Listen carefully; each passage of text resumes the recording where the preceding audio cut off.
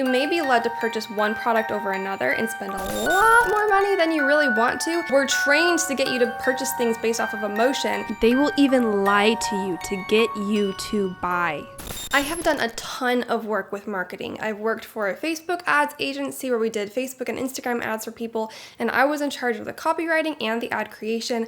I've also worked as a health coach, and I took a very extensive business coaching course program where they taught me how to market my health coaching packages and how to take sales calls. I later ended up signing up for a more extensive and in-depth sales call training because I was really struggling with that aspect of things. And then I ended up working for another fitness company as a sales rep on the phone, taking sales calls every single day for a couple of months. And on top of that, I've done a whole bunch of courses, little mini programs, read a ton of books, watched a bunch of videos, webinars, whatever, you name it, okay? I've spent about 3 years now trying to dive deep into marketing and try to figure out how it works so that I can be successful with my own business. But now that I understand all these marketing principles, I'm literally seeing them everywhere. With every single purchase that I make, every time I pull out a credit card, I'm noticing myself being influenced by these marketing principles. And I think that it's really important for us, both as marketers and as consumers, to know what marketing principles are out there so that we can make wise purchases and not just be throwing our money at people every single time that we have some sort of emotional connection to their product. Here are 5 extremely common marketing myths that you need to be aware of to make sure that you're spending your money wisely and getting the biggest bang for your buck. Let me start with the number 1 piece of information because I want to make sure you don't click off this video before understanding this. It is so simple, but so important. There are 3 parts to marketing a product. You could look at this from the perspective of an expert marketer, an okay marketer, and a noob marketer. And each of these 3 marketers is going to approach things differently. A new marketer, they are going to tell you what they're selling you, and that's about it. So they're going to say, I'm selling health coaching. Who's going to buy? Any takers? Now, somebody who's a little bit better at marketing, they're going to say, I'm selling health coaching for weight loss. So it's the product of the product. The product is health coaching. What health coaching gets you, the product of health coaching, is weight loss. You might have a few more takers now. If I say I'm a health coach and I sell weight loss, then a few of you are going to be interested in my product. Now, an expert marketer is going to take this 1 degree further, 1 step further. This is our 3 little parts. The expert marketer is going to say, I'm a health coach. I sell weight loss coaching, but what I'm really selling to you is confidence, feeling amazing, that happiness, having a better job, improving the rest of your life. It is the product of losing weight. Now, if you look all around you, if you look at commercials, if you look at package labeling, if you look at TV, movies, whatever, this is what expert marketers are doing all the time. Somebody can sell you a pizza, and I can say, hey, I'm selling you a pizza, but if I'm a little better, I can say, well, I'm going to sell you this pizza for the purpose, right, with the product being that you're going to feel full afterwards, okay, which is great, but we can take it a step further and I can show you a commercial or an ad where there's a whole bunch of people, they're friends, they're sitting around a campfire and they're eating pizza together. That's where we get that third condition, that third element of marketing in there, because now we've turned this into this emotional experience where I'm not selling pizza to you anymore. I'm selling to you a good time, fun, friendship, leisure, comfort, whatever, okay? See how there's the 3 parts? Now, if you're a marketer, this is really important for you to know because people are much more likely to purchase a product if they're emotionally connected to it, or if you're like really reaching into what they really want. Most of us would be fine not losing weight, being just whatever weight, if that was not connected to all these other emotions and experiences. But unfortunate as it is, we do connect or associate weight loss with happiness, confidence, better life, whatever, lots of other things. So when you're marketing to those emotions, to those experiences that people really want, that is when you start to see real sales and real interest in your product. However, as a consumer, this can be very deceptive in a sense, where you may be led to purchase one product over another and spend a lot more money than you really want to, just because you're being emotionally drawn into something. So marketing myth number 1 is that if you're emotionally drawn to something, that it must be worth your money or your time. And the truth is that just because you feel emotionally drawn into something or you feel the need to purchase something quickly, you don't necessarily need to whip out your credit card. What I would do instead is take a step back, okay, give yourself a couple days, give yourself a week. People will tell you that you're running out of time. It's actually going to get us into one of our second marketing myths, but just take a step back, take a deep breath, allow yourself to think about this purchase for a few days or a week. At the end of the week, if you still really want it and you can logically justify in your mind that you do still need this product or really want it, then sure, maybe pull out your credit card and purchase it. Because what marketers are trained to do is get you emotionally first to purchase something. Okay, as a marketer, I was told all the time, people make purchases emotionally. People make purchasing decisions emotionally. We were told that. That was our training. So we're trained to get you to purchase things based off of emotion. You need to take the step back and allow your rational brain to kick in, think about it, allow the logic to play in before you whip out your credit card and get past some refund policy, right?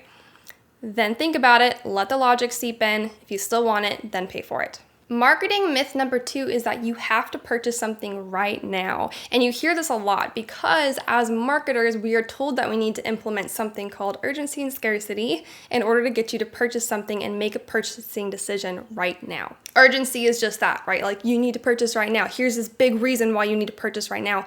Scarcity means, oh, there's not enough. There's only one spot left. There's only 10 spots. And once they fill up, they're all gone. Now, unfortunately, lots of marketers will implant fake urgency and fake scarcity into their product or their service that they're selling just to get you to purchase something right now to make that emotional, quick buying decision. Now, obviously, if you were to go to the grocery store and there's only one can left of your favorite coconut milk, then there's actual real scarcity there. And yes, you might be tempted to purchase it, but that's totally different from when you're on a webinar or you're listening to some online sales pitch and the person is telling you, oh guys, I've only got 10 spots. When in reality, this sales pitch, this webinar is being played 24/7. They're saying that exact same thing because it's just a recorded webinar and it's being sent out to everybody 24/7 for weeks and weeks and weeks. And they keep saying in this video, because it's recorded, that they've got 10 spots left. So it's not real. It's completely fake. And they don't actually want to let just 10 people in because the more people that they let into their program, the more money that they make. Now, there are some ways of putting in some real urgency, but also some kind of manufactured urgency as well. So someone might say, hey, you need to get into this weight loss coaching, and the sooner you do it is better because, the longer you wait, you're gonna end up just feeling worse and feeling more yucky, and you're gonna end up in the hospital when you're older because your health is declining and all this stuff, right? So it is real urgency, but it's also somewhat manufactured because, again, if you step back and you kind of pull away from the emotions of the sales pitch, then you can logically think about it. Okay, do I absolutely need to purchase this weight loss coaching package right now in order to change my life? No, absolutely not. Your body's not going to fail tomorrow. If it is, then you should probably be going to a hospital, not to a health coach or a weight loss coach. You do have time. Like 90% of the time, you've got time to look around at different options, talk to a few different health coaches, and look at some of the logical sides of things. Now, salespeople hate this. They hate it. They don't like you looking around at different people. They don't like you price comparing. They don't like you doing anything like that, which leads us to myth number 3, which is a lot of salespeople will tell you that if you purchase right now, there's going to be a $500 discount on their program. But if you wait, then that discount is gone and you have to pay full price. Now, unfortunately, this many times is a lie. If you're looking into purchasing some sort of online program or online coaching, let's be honest, 99% of these coaches want more clients. Very few of them are trying to slow down their intake. If they're getting too many to handle, many times they just hire another coach to help them because they still get an increase in their income. Now, their sales agents get paid by commission. This is how it worked for me as well, and it worked for everybody else that I worked with. The sales agents got paid by commission. So that meant that every single time that they made a sale, they got a certain percentage of that sale. So whether or not you decide to make a purchase right now on the call, they still want you to make a purchase, even if that means saving your discount for 6 months down the road. So they'll tell you on the call, oh, if you make the purchase today or you make the purchase within the next 24 hours, then you get this $500 discount. I can guarantee like 99% of the time that if you're like, okay, hey, I'm good, I need to think about it, they'll keep pushing you to purchase right now. But if you're like, no, really, I need to think about it, you hang up. And if you do decide logically, not just emotionally, but logically that this is a good decision for you, you wait a week, you wait a month, whatever, I can guarantee if you reach back out to that same salesperson and you ask them if the discount still stands, that they will say yes, because they want you to purchase their program, because they get commission for it. They don't make money when they get a sales call with you and you don't decide to buy. But they do make money when you come back a month later and then you decide to purchase. Now, the fourth marketing myth is that results advertised by an advertiser are the results that they've produced. Now, let me explain this. Sometimes you'll get onto some sort of webinar or you'll be watching some sort of commercial, and they'll be showing this product or they'll be showing this service, and they'll be showing all these people that have benefited from this product or service, and they're happy and they're fit and they're making $1 million a year and they've got all these great things happening to them. Those people, unfortunately, most of the time, I would say most of the time, without having any real numbers, are not actually the beneficiaries of that product or service. Now, there are a couple different examples of this, but one of them is coaching, right? So business coaching, health coaching. Let's give the example of business coaching this time. If you get onto a webinar from a business coach or some sort of video or ad from a business coach, and they're sitting there telling you, oh, I teach people how to make money with crypto, and look at Bob here, he made $10,000 in his first month with crypto, and Jane over here, she made $25,000 in her first month with crypto using my methods. Now listen very carefully to that wording. When anybody says things like that, things like using my methods, that does not mean that Jane or Bob or Bill or whatever, that they benefited from their product or their service or their coaching. Sometimes a person will take a course or a program from another mentor about crypto, and then they will take that same method and they will start selling it in their own program or coaching. Then they will take the results of some of the clients of their previous mentor and advertise some of those results, basically saying, hey, yeah, crypto does work, but they have not gotten people real results with their method of teaching it, with their program, with their coaching. This doesn't necessarily mean that they're a bad coach, but it is very deceptive. It makes it sound like you're gonna get amazing results like Jane or Bob or Bill or whoever, because they make it sound like they got those amazing results for those people. That may not be the case, and if that's not the case, then you cannot be guaranteed that they will be able to get those results for you. In these scenarios, it's super important to make sure that before you make any purchasing decision that you scroll down and you look at their terms and conditions, look at their refund policy, make sure you know what you're getting into. If they have some sort of 30-day period where you can kind of trial out the coaching or the program, and then you can ask for a refund if it's not working for you, that can be a really good sign that they are actually going to try to get you results, because if they don't, then you're just going to ask for a refund and they've just wasted their time. However, unfortunately, many people don't have refund policies like that, or if they do, there's this really difficult list of requirements that you have to fulfill in order to ask for a refund. Make sure you read the fine print, make sure you look at all your information. Another really important thing you can do is you can go to Trustpilot, Trust, Trustpilot, and see if you can find their program. Not all programs are going to be on Trustpilot, but that is a really good place to start. It's a really good place to look. Really pay attention to the nature of the reviews. There have been some programs that I've looked at where all of the 5-star reviews, you could tell, were written by people who hadn't even gotten results from the program yet. You could tell that the coaches they met with on the very first day of the program, those coaches encouraged them to go to Trustpilot and rate their experience. So they gave these 5-star reviews saying, well, it seems like things are going so far. My coach was really helpful. But in reality, this was only like day 1 or week 1 of the program. They haven't gotten any results yet.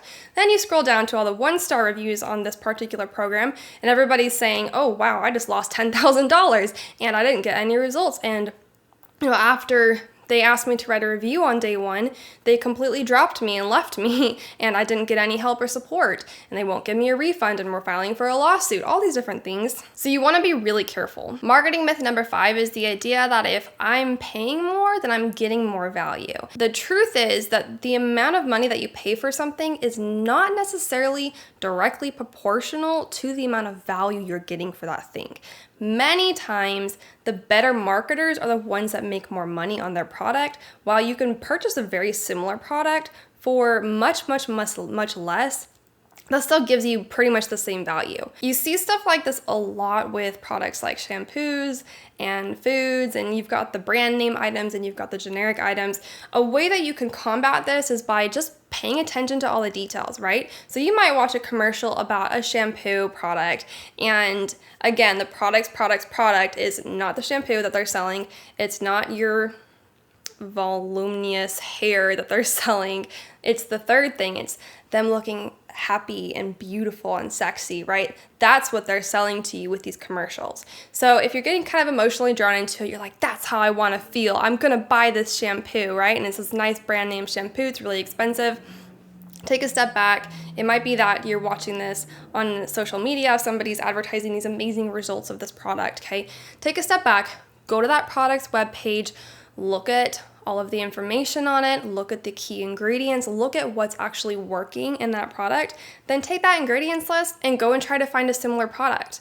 Those ingredients are most likely somewhere else in a product that is a fraction of the price of this brand name product. And just because you're paying more for that brand name product, again, does not mean that there's some magical secret ingredient that's gonna make you happy and beautiful and amazing. You can find those exact same ingredients somewhere else for much cheaper and still get the exact same results. Now, this could include just products and foods and things that you're purchasing in your everyday life, but it also could include bigger purchases like programs or business coaching or health coaching that you might be looking into to improve your life as well. Now, I'd love to hear other marketing myths that you guys commonly run into, especially after you watch this video and you start looking around and noticing all these little marketing myths that are drawing you to purchase this product. I want you to comment those below, because then we can start gathering an even bigger list of these marketing myths and just be more informed as consumers and make sure that we're not just throwing our money away, because I know time and money are limited. You have worked very hard for the money that you have. Let's learn how to spend it wisely, and then you can invest it in your own business ventures and your own passive income, which is exactly what we're here for.